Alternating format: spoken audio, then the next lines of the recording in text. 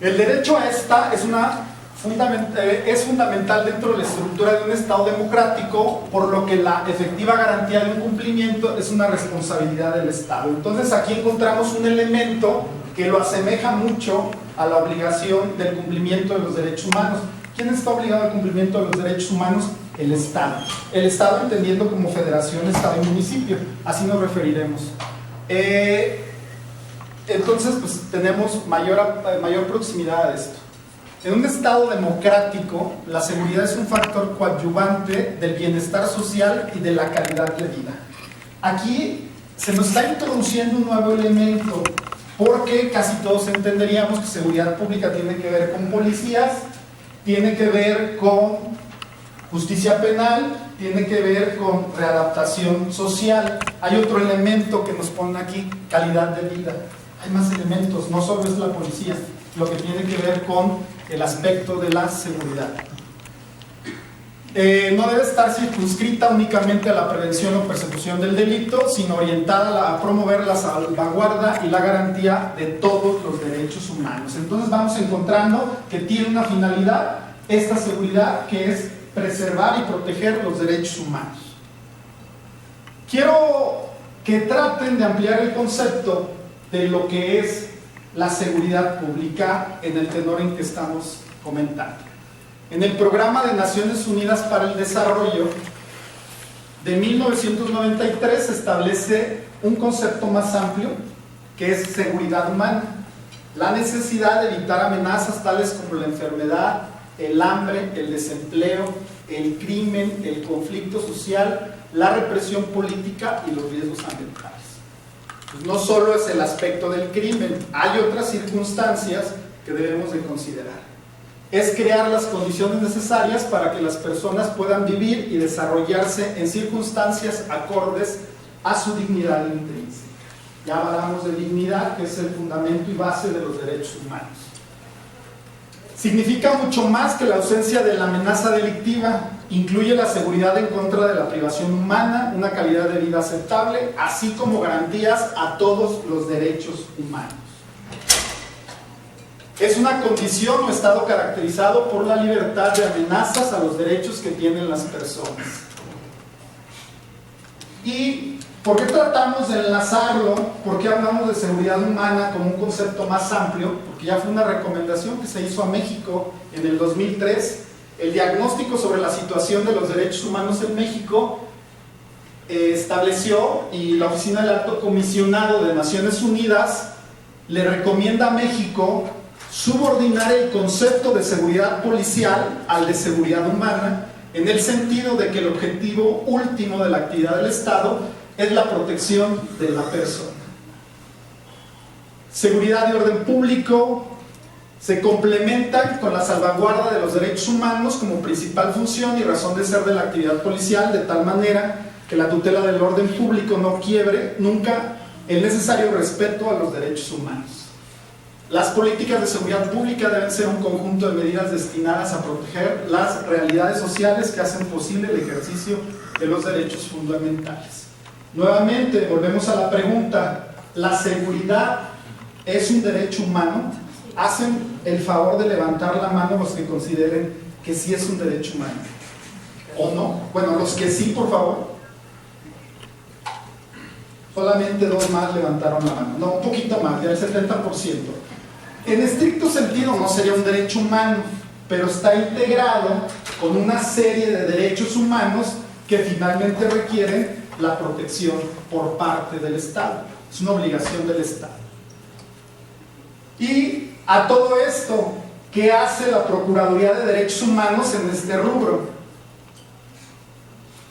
De acuerdo al artículo 6 de la Ley para la Protección de los Derechos Humanos, textualmente dice: la Procuraduría tiene por objeto la protección, defensa, promoción, estudio, divulgación de los derechos humanos, así como propiciar una cultura de respeto a los mismos. Aquí vemos entonces completamente enlazada la cuestión de la seguridad entendida como seguridad humana, que incluye la seguridad pública, una actividad que recae sobre la Procuraduría Estatal de los Derechos Humanos. El artículo 7 del mismo ordenamiento establece que la Procuraduría conocerá de quejas o denuncias en contra de actos o omisiones de naturaleza administrativa proveniente de cualquier autoridad o servidor público de carácter estatal o municipal que violen los derechos humanos. Recordamos entonces, la seguridad tiene varios elementos. En términos estrictos se habla de la protección a los bienes de las personas. Bueno, el tener propiedades es un derecho humano. Tiene que velar por la seguridad de las personas. La vida, la salud es un derecho humano. Entonces, tenemos una gama de derechos que integran esta parte de la seguridad que sería una obligación de proteger. Quiero compartirles, a efecto de tener un panorama de lo que ocurre, de la participación de la Procuraduría Estatal de los Derechos Humanos en este tema de seguridad. Nosotros como Procuraduría pues tenemos varios ejes de trabajo: mujeres, niños, algún otro tipo de personas en situación de vulnerabilidad, y uno de los rubros muy importantes es la seguridad pública. En este sentido, los expedientes de queja contra las direcciones de seguridad pública municipal tuvo un decremento. En el 2014 se recibieron 366 quejas en contra de las direcciones públicas municipales, y durante el 2015 fueron 352 quejas. Las direcciones de seguridad pública más señaladas en la queja fueron León, Irapuato, Celaya, San Miguel de Allende y Valle de Santiago. Ahí están los números que cada uno presentó. Nada más la aclaración: son quejas, no necesariamente existió una recomendación en ese sentido. Las recomendaciones que se emitieron en este rubro de seguridad pública fueron: 2014 existieron 202 recomendaciones, 2015 existieron 227 recomendaciones en este rubro. Los principales hechos violatorios de las recomendaciones son lesiones, detención arbitraria, insuficiente protección de las personas, violación al derecho a la seguridad jurídica, uso excesivo de la fuerza. Estos son los hechos que contemplaron las recomendaciones como hechos violatorios. Las principales direcciones de seguridad pública señaladas en las recomendaciones son, en primer lugar, Irapuato, luego León, luego San Miguel, Celaya, San Luis de la Paz. No necesariamente el que más se quejan es el que más recomendaciones tiene. Vieron en la anterior gráfica que León tenía más quejas, pero al final Irapuato tuvo mayor número de recomendaciones. ¿Qué hacemos nosotros con toda esta información? En la parte del rubro de seguridad pública, pues hacemos una identificación de esos hechos señalados, de estos actos realizados por los cuerpos policiales, y se procesa esa información, se diseña una serie de cursos focalizados hacia esos entes que están realizando las violaciones a los derechos humanos, pero muy en específico a los hechos señalados por los ciudadanos. Y en esta materia de capacitación, como un comparativo de la evolución que se ha tenido y de la importancia y trascendencia de la capacitación, en el 2009 se realizaron 115 actividades y casi aumentó 10 veces, porque en el 2015 tuvimos 1.201 actividades. En el 2009 nos acercamos o llegamos con esta capacitación a 9.948 personas, y en el 2015 a 67.354 personas. En el 2009 solo se llegaba a 14 municipios, y el día de hoy tenemos presencia en materia de capacitación y educación en materia de derechos humanos en los 46 municipios.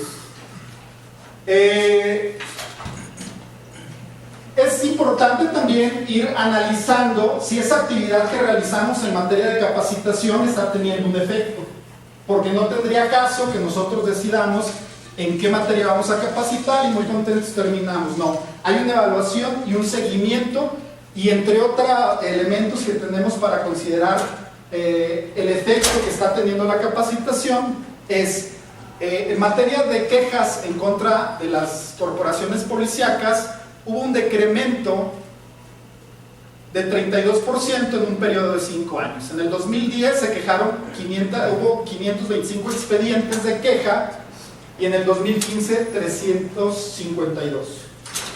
El ejercicio indebido de la función pública descendió un 68%, en el 2012 hubo 539 señalamientos y en el 2015 bajó a 168.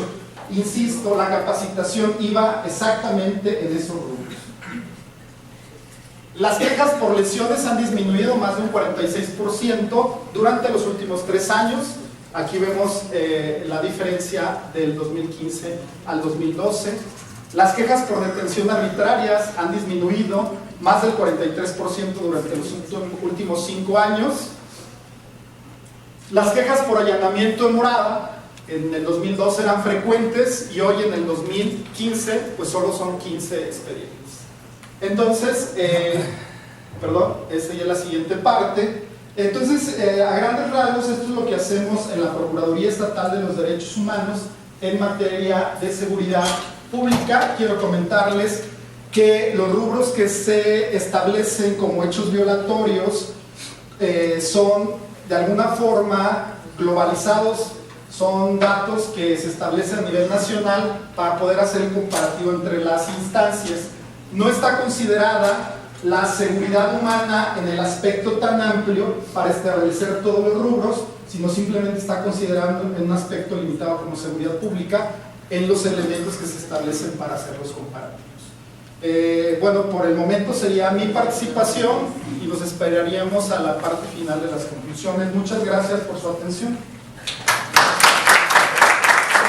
Voy a dividir mi participación en 2 momentos. El primero, haré un diagnóstico rápido, hacia el nivel de pincelada de una realidad de derechos humanos desde mi punto de vista, y en el segundo quiero mencionar algunos casos específicos, particularmente 2 que quisiera poner como ejemplares de las violaciones a derechos humanos en la entidad federativa. La primera cuestión que yo quisiera señalar es que, como ya decía el doctor, hay un repunte de la violencia en la entidad federativa. Particularmente organizaciones sociales como Las Libres señalan que de 2013 a 2016 se han cometido 244 feminicidios en la entidad. El Código Penal establece que un feminicidio es un homicidio en razón de género, donde las mujeres han sido incomunicadas o violentadas sexualmente, vejadas, mutiladas o haya existido violencia intrafamiliar. Es importante señalar que en términos de la violencia, algo que el doctor ya indicaba, está presente algunos elementos estructurales, como puede ser la impunidad y otros elementos que generan como causa original esta violencia. Un elemento que el gobierno del estado ha negado, incluso contradiciendo cifras de la Comisión Interamericana de Derechos Humanos, es el número de personas desaparecidas en Guanajuato. Según la Comisión Interamericana de Derechos Humanos, Guanajuato es la tercera entidad federativa con menores de 17 años desaparecidos, si hacemos un comparativo a nivel nacional.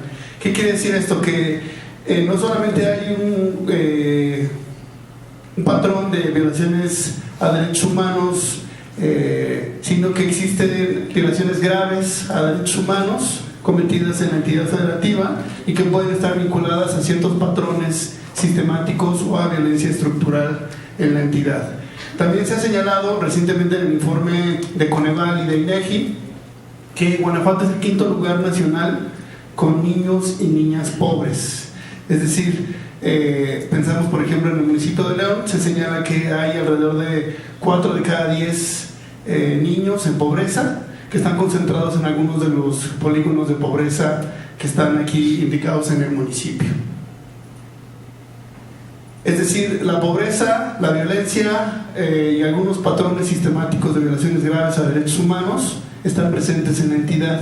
No basta solo con describir algunos fenómenos, superficiales, sino que es importante observar desde una perspectiva integral y, como ya señalaban anteriormente, ubicar cuáles son las causas estructurales desde una perspectiva de la seguridad humana centrada en las personas y no solamente en las funciones policíacas. Es importante señalar que en términos de delincuencia organizada, Guanajuato es el 8º lugar de personas desaparecidas, y hay un caso que me parece representativo que vale la pena mencionar, que sucedió en 2014, que es el caso de un grupo de cazadores de Guanajuato que actualmente organizaciones civiles lleva no solamente en el proceso local, sino también a nivel federal. El Centro de Derechos Humanos Victoria 10 está buscando que la Comisión Ejecutiva de Atención a Víctimas, o la CEAV, haga un posicionamiento sobre la afectación que tiene el caso de estas personas desaparecidas. Recordemos que la desaparición forzada de personas es cometida por funcionarios o presuntamente por funcionarios estatales y que es una violación de derechos humanos continuada. ¿Qué quiere decir eso? Que mientras no aparezcan los familiares o no aparezcan en este caso los cazadores, la violación de derechos humanos se sigue cometiendo en el tiempo. No es un evento que tenga un fin y un cierre, sino que es una violación de derechos humanos continuada. Mientras no aparezcan estas personas o mientras no se declaren muertas oficialmente, la violación de derechos humanos se sigue cometiendo de manera continuada. Hay un elemento importante también en términos de violaciones estructurales de derechos humanos, que es el de los megaproyectos. En el Bajío hay una fuerte crisis de recursos hídricos y hay un proyecto como el del Zapotillo que está vinculado con Jalisco.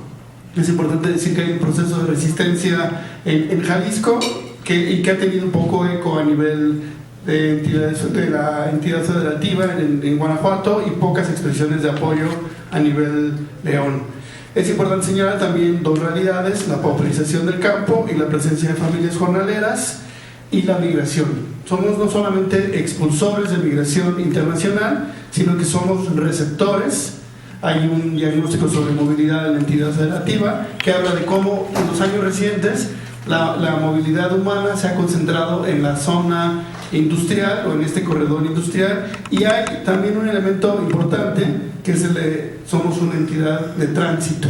Ustedes recordarán y ubicarán en algunos municipios donde hay migrantes internacionales. Hay estadísticas que señalan cómo ha ido aumentando específicamente la migración internacional. En Acámbaro, particularmente, el Observatorio Acambarense de Derechos Humanos, Fray Raúl Vera, está por iniciar un proyecto de albergue temporal para migrantes internacionales, que busca específicamente atenderlos en algunas cuestiones básicas, pero que es importante ubicar que la migración y este fenómeno de migración transnacional tiene aparejados otros procesos, como pueden ser en algunas entidades federativas discriminación, rechazo o algunos patrones de obstrucción al trabajo que realizan las organizaciones, como sucedió particularmente en el caso de Irapuato con la administración anterior, que bloqueó en términos administrativos el funcionamiento de un albergue de migrantes internacionales.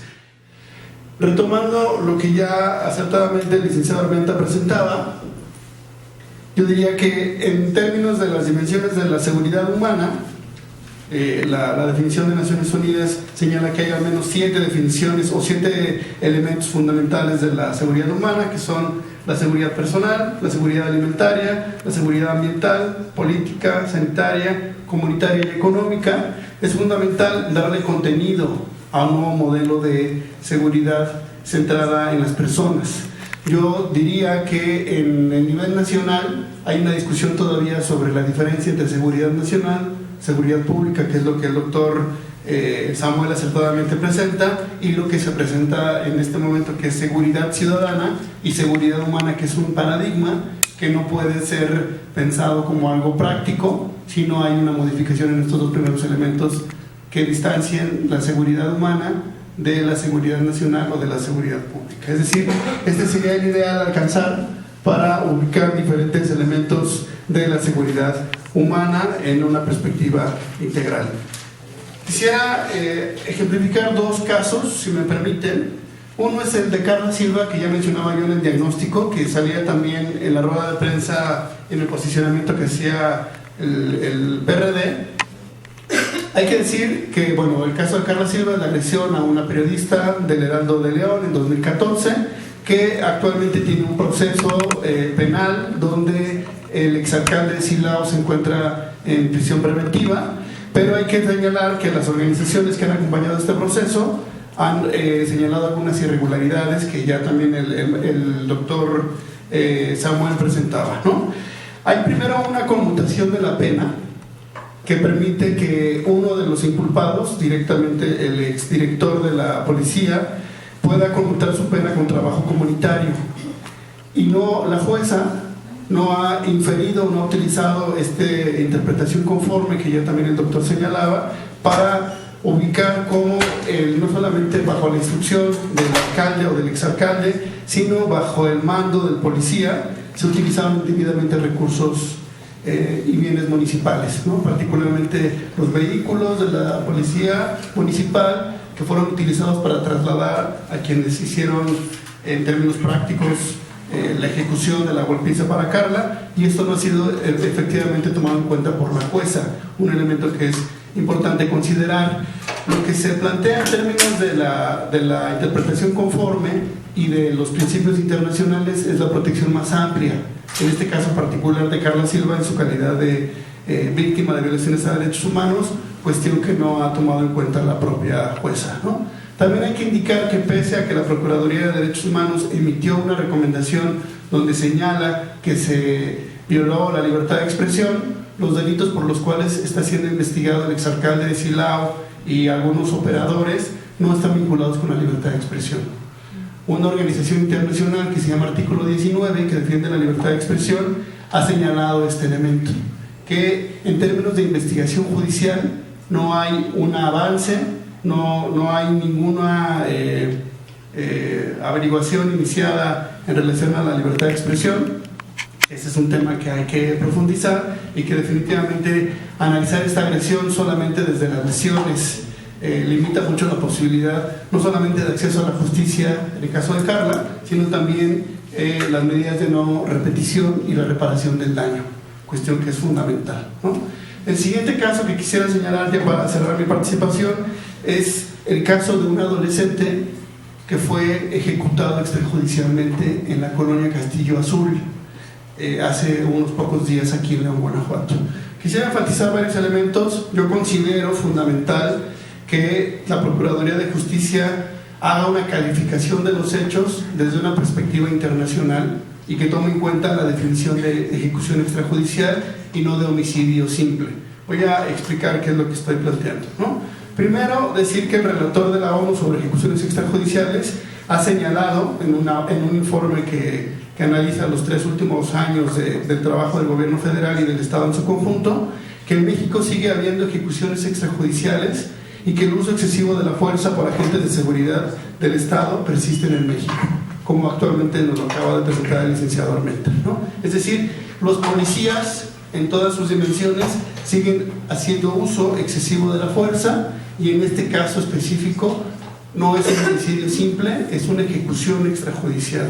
La ejecución extrajudicial se define como la privación arbitraria de la vida por parte de agentes del Estado o con la complicidad, tolerancia o aquiescencia de estos, sin un proceso judicial que lo disponga. Es decir, no solamente se priva de la vida, sino se priva del acceso a la justicia y del proceso judicial que pudo haber obtenido en este caso el afectado. Es una violación de derechos humanos que puede consumarse en el ejercicio del poder estatal de manera aislada, con o sin motivación policíaca, y más grave aún, como una acción derivada de un patrón de índole institucional. Es decir, no solamente es la actuación de un policía en lo aislado, sino tiene que ver con la respuesta institucional y con la supuesta complicidad que puede haber no solamente del comandante, sino incluso del propio alcalde y de lo que implique a nivel municipal. Lo que estoy señalando en términos amplios es que no se justifica que en una situación de robo se utilice las armas. Hay algunos principios establecidos para el empleo de la fuerza y las armas de fuego que indican que en casos de fuerza mayor, como la defensa propia o en circunstancias de extrema peligrosidad, cuando ya han agotado algo que se denomina el principio de proporcionalidad, los funcionarios del Estado pueden utilizar otros recursos, como en este caso pueden ser las armas, ¿no?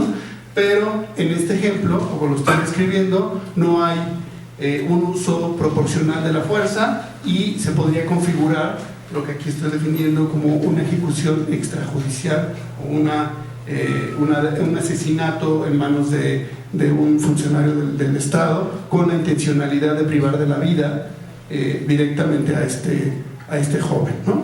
Yo quisiera decir que hay un protocolo, que es el protocolo de Minnesota, que establece cuáles son los supuestos bajo los cuales no se puede iniciar una investigación que esté apegada a derecho, bajo los principios que ya han antecedido en las exposiciones.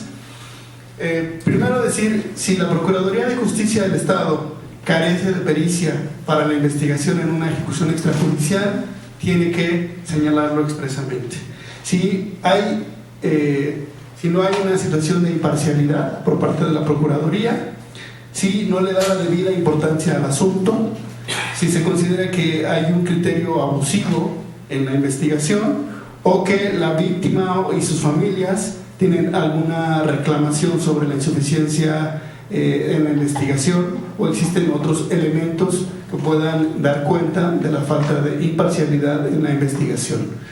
¿Qué estoy diciendo en pocas palabras? Que este evento no es un evento aislado, no es un homicidio imprudencial cometido entre particulares, que se da con la equivalencia del Estado, y que es fundamental que no solamente la Procuraduría de Justicia, sino que la propia Procuraduría de Derechos Humanos entren a la configuración de este lamentable evento desde la perspectiva de las ejecuciones extrajudiciales, utilizando protocolos internacionales y señalando la necesidad que tiene la Procuraduría de Justicia de calificar este evento no como un hecho aislado, sino como una violación grave a los derechos humanos, producto de un patrón sistemático de acción y de omisión por parte de las instituciones.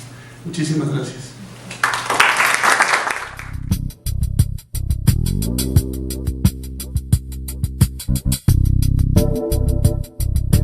En 2011 se modificó el artículo 1 de la Constitución, entre otros, dando prioridad a los derechos humanos. Este artículo señala que la protección de los derechos humanos corresponde a todas las personas.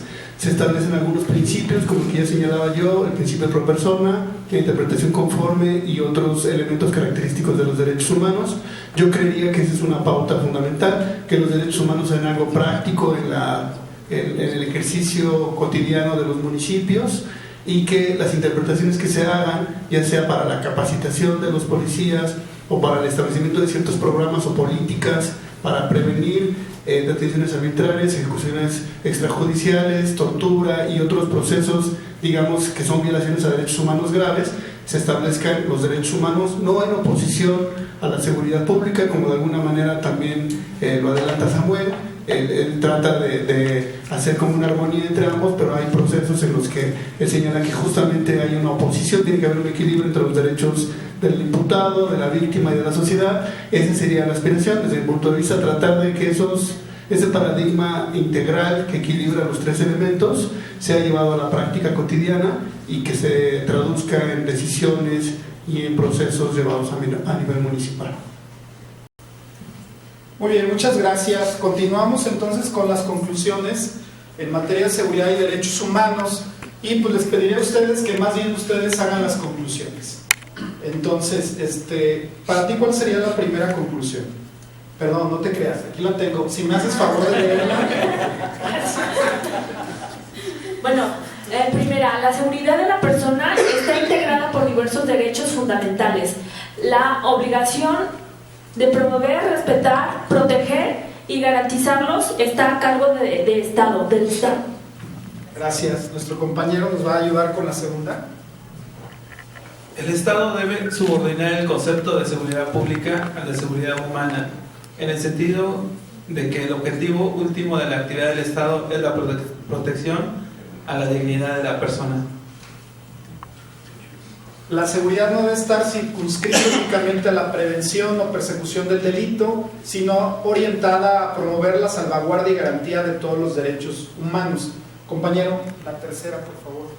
Tercera, el Estado está obligado a identificar las causas que dan origen a la inseguridad humana.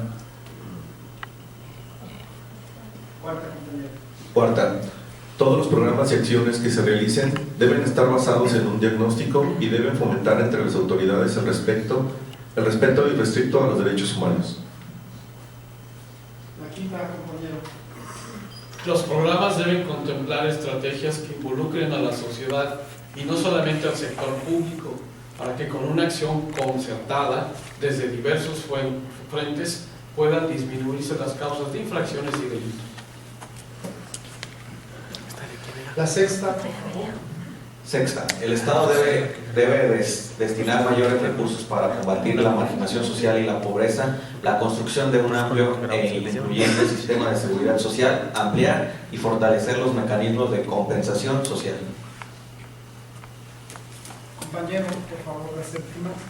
Generar instrumentos de evaluación eficaces con indicadores basados en los diagnósticos y los objetivos.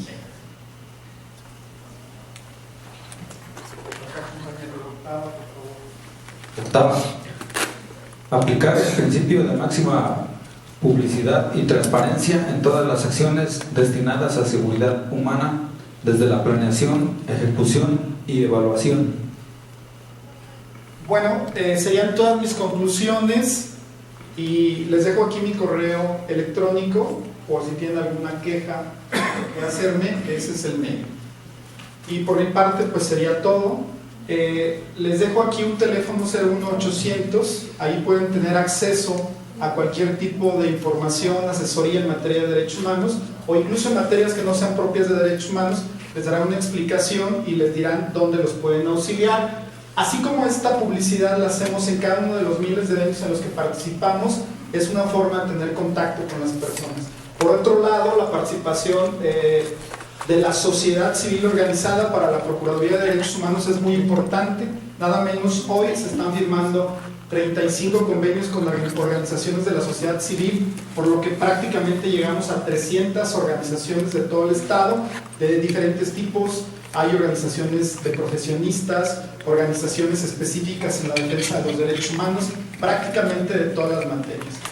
Pues nuevamente muchas gracias, estamos a sus órdenes en la Procuraduría y pues bueno, gracias por su atención.